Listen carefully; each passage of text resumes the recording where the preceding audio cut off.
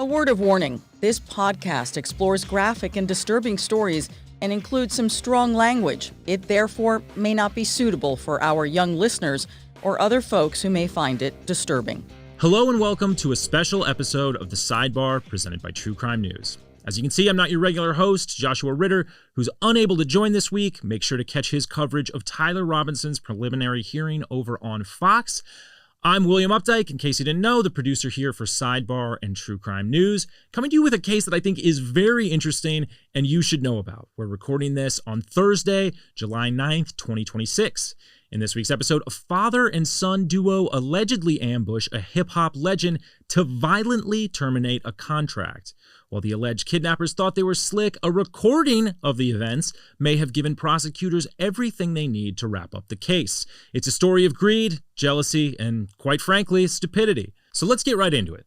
If you haven't been following this case, prosecutors allege that rapper Pooh Shiesty, legal name Lontrell Williams Jr., recruited the help of his dad, Lontrell Williams Sr., and 7 additional co-conspirators to end his contract with 1017 Records, the record label owned by rapper Gucci Mane.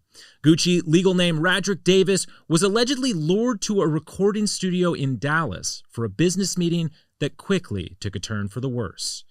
Now, Pooh Shiesty has been behind bars since this most recent arrest, but he's trying to get pretrial release ahead of the federal trial. Prosecutors have opposed that notion, revealing much of their evidence in the upcoming case in a 26-page document that could spell the end for Shiesty's defense. According to the filing, Pooh Shiesty not only committed this crime while on parole, but instructed one of his co-conspirators to film the encounter. For posterity, the reason behind filming yourself doing a crime on parole is unfathomable. Let's go ahead and take a look. You drunk this done deal. Bro, let them know It's a done deal. Why It's a done deal. Let them know you dropping me, I bro. drop you. No, say it. Who Nigga. should I say drop from 1017? Shout out to real nigga. Ain't never did no police shit or none of that, bro. Tell them what's going on. Bro, we just did that. That's done. What you do? You drop. You said you want to be dropped. You drop. Sign the paper I and signed the paper. It's everything. done. So, as you can see in the video, there's a blurred figure identified by prosecutors as RD, or Radrick Davis, and there's someone wearing a balaclava, but still with full view of his face. That appears to be Pooh Shiesty, instructing his label boss to release him from his contract. Now, a little background on this relationship. Radrick Davis, Gucci Mane, is the owner of 1017 Records. Since Gucci's own release from jail, he's had not only success as a rapper, but as a music executive, eventually partnering with Atlantic Records. Gucci Mane took notice of Pooh Shiesty, an up-and-coming rapper from Memphis with a few minor local hits to his name, and signed him to a deal sometime around 2020 or 2021. Initially, the partnership flourished, with Gucci helping Pooh Shiesty gain placements and collaborations that launched his career into fame and recognition. Pooh's single, Back in Blood, featuring Chicago rapper Lil Durk, enjoyed Billboard chart success and currently has more than 500 million streams on Spotify. However, despite his achievements, Pooh's extracurricular activities would eventually land him in jail just as his career was on the rise. According to prosecutors, Pooh Shiesty didn't just rap about a braggadocious, gang-affiliated lifestyle, he actually lived it. They allege that Pooh was one of the founding members of the Choppa Gang, a Memphis-based subset of the Grape Street Crips, allegedly involved in narcotics trafficking, robberies, even homicides. Eventually, this lifestyle caught up with Pooh, and he would spend years in a federal penitentiary instead of in the recording booth. In 2022, the rapper pleaded guilty to federal charges of conspiring to possess firearms in furtherance of violent crimes and drug trafficking. Quite a mouthful there, some serious charges. But as part of this plea, Pooh admitted to conspiracy on 3 different occasions. The first was a shooting at a Memphis gas station, allegedly carried out by an associate. The second was a robbery where 2 of Pooh's conspirators brandished weapons to rob victims of their marijuana, codeine, and sneakers. And finally, an assault he perpetrated on a victim at a Miami strip club. Now, these charges could have carried a sentence of up to 20 years, according to prosecutors, which would have effectively ended Pooh's rap career. However, he received a more lenient deal of only 63 months in prison. Now, this is important because this is where the relationship between Pooh and Gucci Mane begins to sour. While behind bars, Lontrell and his father attempted multiple times to negotiate the termination of his record contract from 1017. While Radrick was open to negotiating album payouts or certain terms of the contract, the sticking point was always the ownership of Pooh Shiesty's masters. Now, if you don't know a little bit about masters, they're essentially everything for a recording artist. They encompass not only the original recordings of the released material, but the sole ownership to license or sell any subsequent usage of that recording. It also enables the person to collect the lion's share of the royalties from that work. Now, under this contract, they belong to Gucci Mane and 1017. And the entrepreneur was not about to let the stream of revenue go, especially with Pooh unlikely to gain the label any new streams of income during his incarceration. Now, I mentioned that Pooh received leniency on the federal charges. He also got early release, allowing him to leave jail on parole in October of 2025. Shortly after his release, Pooh Shiesty actually dropped a new single, FDO, or First Day Out. Now, the song ended up being a hit, achieving Pooh's highest chart position, landing #1 on the Billboard R&B and Hip Hop chart.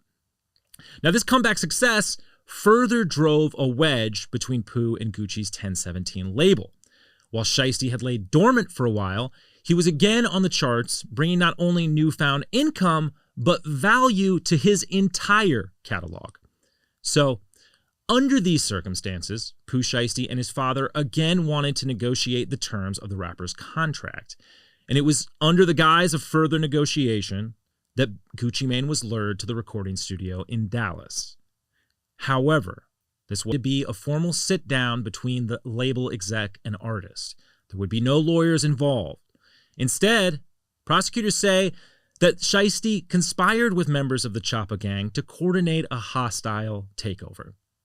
Once inside the studio, Pooh asked Gucci Mane to speak with him in one of the soundproof recording rooms of the studio. Allegedly, Pooh's father, William Sr., and associate Rodney Wright Jr., also known as the rapper Big 30, entered the booth and the conversation became heated.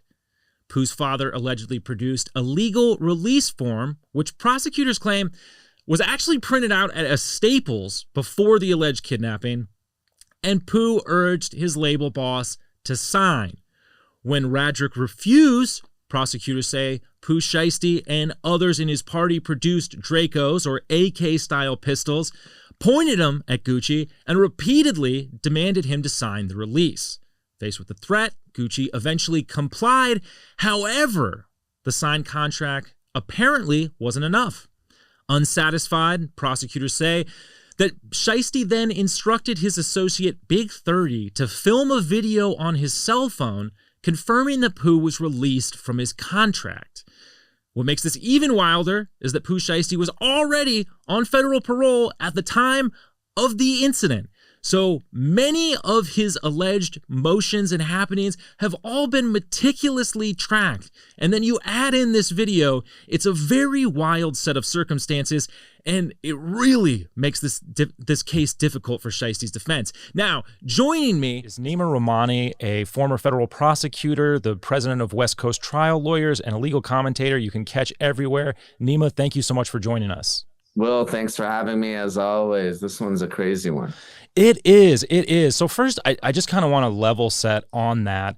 These charges here, kidnapping and extortion, obviously very, very serious. You have, according to the government, 8 armed men rolling on a music executive, a hip hop legend in Gucci Mane, and holding not only him to get out of this contract, but allegedly other members of his party at gunpoint to sort of rob them there.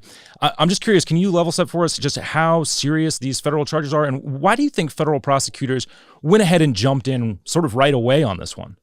Yeah, this one's crazy. Obviously, look, whenever you kidnap someone at gunpoint, force them to sign an agreement, steal hundreds of thousands of dollars worth of jewelry from them, and the victim is Gucci Mane, I mean, it's going to get attention, right? So this is exactly the type of case federal prosecutors like to jump on.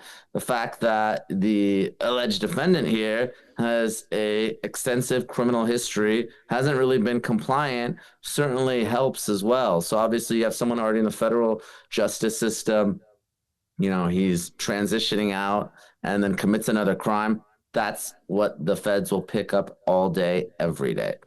Yeah, that's a good point, because a lot of this new information that's coming out is from this response from the government about Pooh Shiesty's request for pretrial release. And, these alleged crimes happen while he was already on federal probation.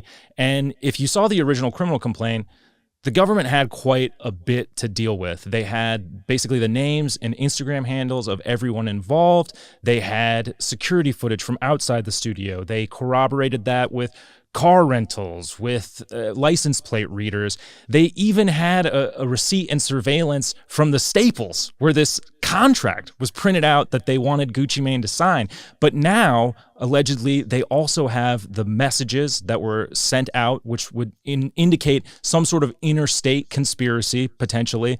And also this video that Pooh Shiesty allegedly had one of his conspirators film of this entire incident. Like, what are you thinking about this as a federal prosecutor? We know feds don't move in unless it's a slam dunk case. I mean, did this just go from good to best case scenario?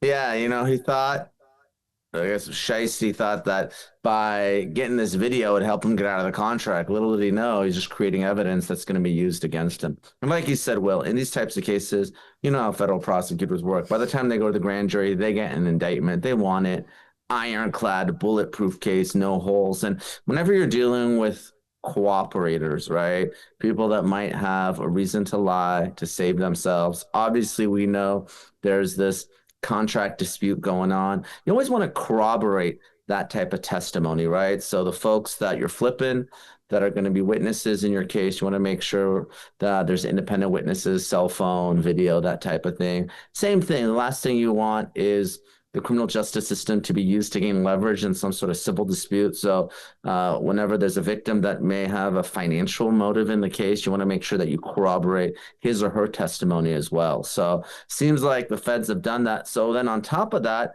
you have this bail issue, right? And we know that bail is not appropriate when someone is a risk of flight or danger to the community. And here's someone who allegedly, Pooh Shiesty, hasn't been compliant, has really in some very creative ways, seemingly gamed the, supervised release system here. And you have someone that is allegedly charged with some very serious firearms offenses. In this case, obviously Hobbs Act, kidnapping, all that sort of stuff, but also was in custody for some previous firearms offenses, right? So things are not looking good for the defense here.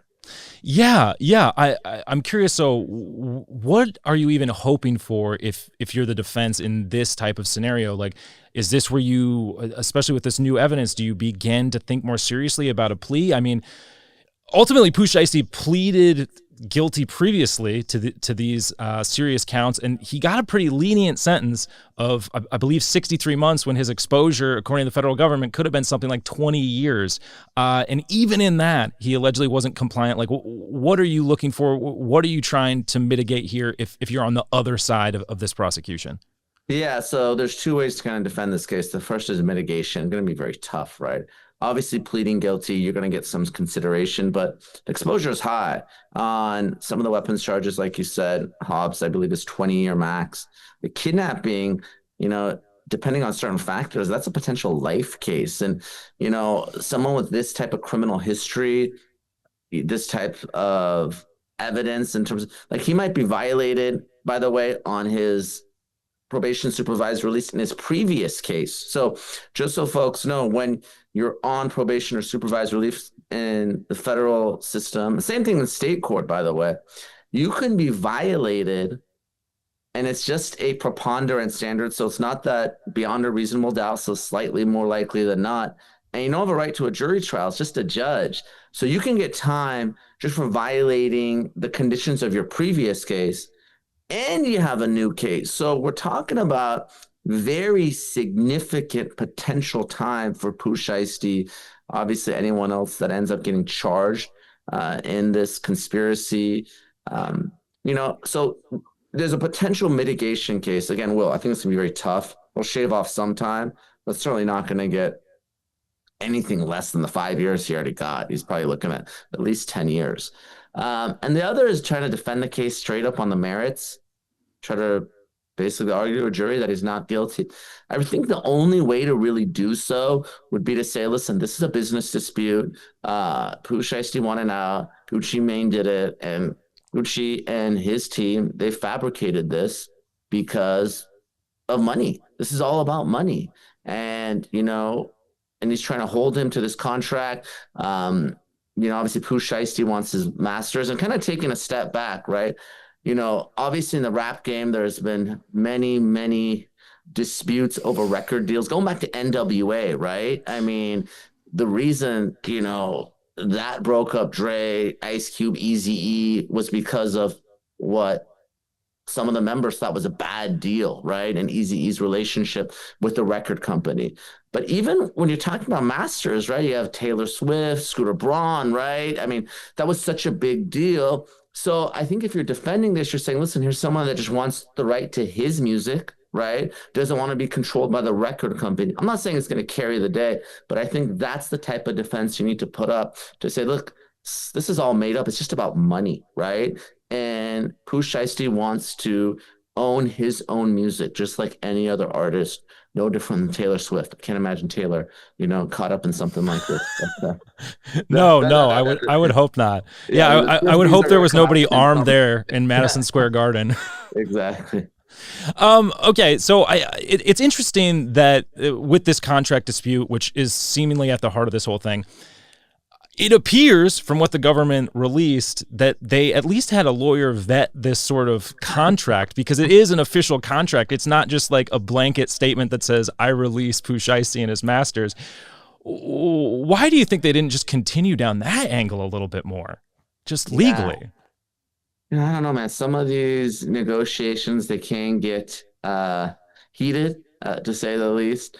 I've represented celebrities. I've sued celebrities. I'm a litigator, so I'm not on the transactional side, but just talking to some of them, I mean, these are really big deals, So the way it works is, and I've just spent time on this on the periphery. I'm sitting here in LA, so anyone in the music industry knows, when you're an artist and you sign one of these record deals, especially in the beginning, you don't have a whole lot of leverage, right? So there's different components to the deal. As the artist, you have the copyright in the music itself, so you can perform it, you go on concert. But when you go record it and there's a master, the record company actually owns the master. The master is the recording itself. So you don't necessarily own your music to put it on Spotify or Apple Music or whatever you want. So that's why there's always this, this discussion. And again, Taylor Swift's probably the one that kind of made it really public. Where, listen, like as an artist, I don't even own my own music. And not only that, it's not just one album. Sometimes these record contracts will tie you up for multiple albums, right? So you can't, get out of this and say, you know what, I'm going to go independent. I'm going to start my own record company. I want to own my own music. It is challenging. So I think, again, this is something that Shiesty's lawyer is going to have to explain and say, listen, this was just a very heated negotiation. There were lawyers involved. Obviously the parties disagreed, but there was really no violence here, and Gucci Mane's trying to keep this artist down and maintain control over him. Yeah, that's interesting. Okay, so before we get out of here, I do want to talk about like what is one of the wildest elements of this entire story to me, and you already touched about it, but these alleged acts taking place while Pooh Shiesty was already on federal probation. So I just want to ask you a little bit about here, like, so how does this work on federal probation? I mean, he was supposed to be on house arrest. He's supposed to be checking in with both the Bureau of Prisons as well as the Volunteers of America, and the government is alleging that he might have had an inappropriate relationship with one of these VOA or multiple of these VOA employees. But the government also says that even with these relationships, there were at least 4 clear violations of the probation, and that's not to even mention some of the text messages they discovered later that showed that he was drinking alcohol, may have even been in a DWI accident while doing this. So how does this sort of thing, with these sort of with these violations, is this allowed to continue? And, what do you think could happen to this VOA employee or employees if they are somehow complicit in this whole thing? Yeah, well, it's wild. I got to tell you. And if you're the government, it's not just for this, bail hearing bond issue. You want to get it into the trial itself, right? That this was all sort of part of this mass conspiracy. And I believe there's one employee that's been fired.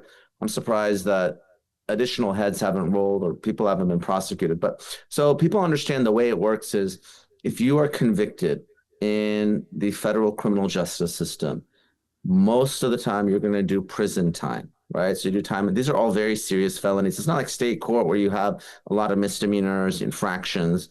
The vast majority of federal cases are felonies, and they do result in federal prison time. But when you're nearing the end of your sentence to kind of transition you back to society, right, there are periods often of home confinement or a halfway house. Right. So they don't just throw you out in the street. You've served 5-10 years and you don't know what to do. You have no support. So the purpose of this is to transition you back to time outside of prison, right?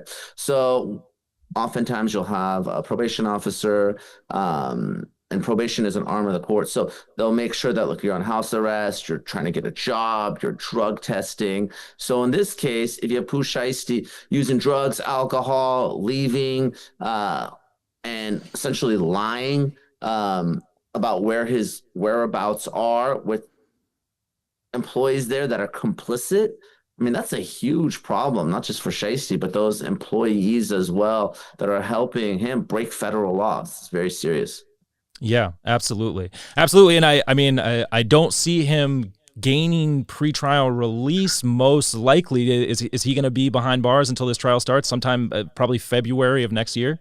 Well, I believe so. I would be shocked if any judge in any courtroom in this country, given the seriousness of these allegations in the new case, what he did at the tail end of his old case, I'd be shocked if any judge grants him any condition of release. He's going to be in custody, remanded, up until trial. So his really only chance of getting out is to beat not just the supervisor's probation violation, but also beat these new charges. It's going to be very tough for Pooh Shiesty. Yeah, it's definitely a long road ahead. Well, thank you so much for joining us, Nima. Where can people see you, find out more about you? Where can they watch you?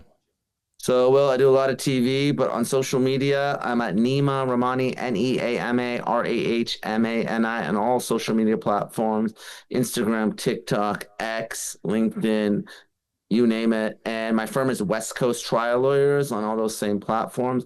Please check me out, and thanks for having me on as always. Absolutely. Thanks so much, Neema. Take care. So where things stand right now is Pooh Shiesty remains behind bars on the federal charges. As you heard from Neema and myself, it seems very unlikely that he will be released ahead of what's expected to be a February 2027 trial date. Meanwhile, his father, Lontrell Williams Sr., is free on a $250,000 bond. And it remains unclear what's going to happen with any of these alleged conspirators, both with Pooh Shiesty as well as anyone who may have contributed to his parole violations. In the meantime, he has had a single drop with Glorilla called Maine since he was arrested. There's a music video, so clearly it was filmed before, but it was most likely released under this 1017 label, I would imagine. But that's where the case stands right now. I'd love to know everyone's thoughts on this case. I thought it was a wild one. I was fascinated. I want to thank Neema again for joining us. But that is our show for this week. I want to thank all the listeners and viewers for tuning in. Once again, I'm producer William Updike. You can, of course, find this show across all social media platforms at My True Crime News. Until next time, don't do crime.